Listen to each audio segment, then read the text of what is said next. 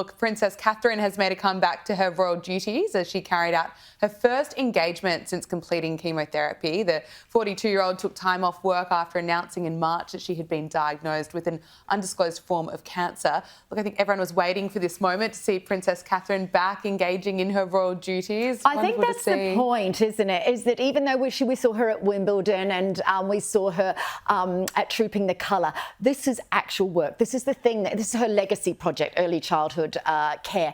And this was what this was. It was a meeting at Windsor Castle, no photos, just behind the scenes. But on the court circular, they have to annotate which members of the royal family are doing what each day. And it was, I think there's really, there's a feeling of, oh, phew, after that beautiful video, of course, that they presented on September the 9th, to actually see her back at work. For any of us who've gone through a major illness, that's a real point of we are back in the world. We're back to some form of normal, even if behind the scenes, I'm sure it's still enormously challenging. Of course, and well, she just does it so well, doesn't she? And she looks beautiful, so elegant.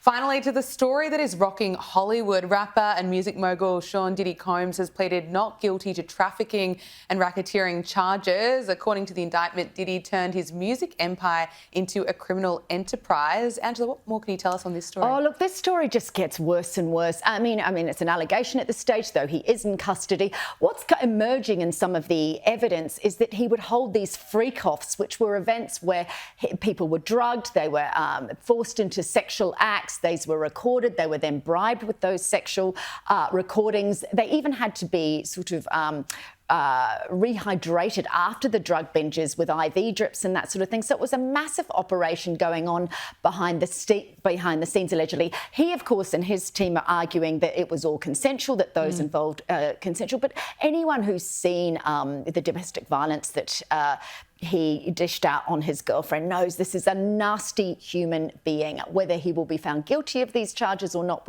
obviously it has to play out, but there will be a lot of detail. And it speaks so much, doesn't it, to the generation of those sort of kingmakers, those big Hollywood power players who have gone through the system, and Me Too continues to rumble on, and it will for a while yet. As you say, just allegations at this stage, but those details are pretty horrific and pretty awful. But Angela, thank you so much for bringing us up to speed. Thanks, you for having us, joining us on Power Hour. Thanks.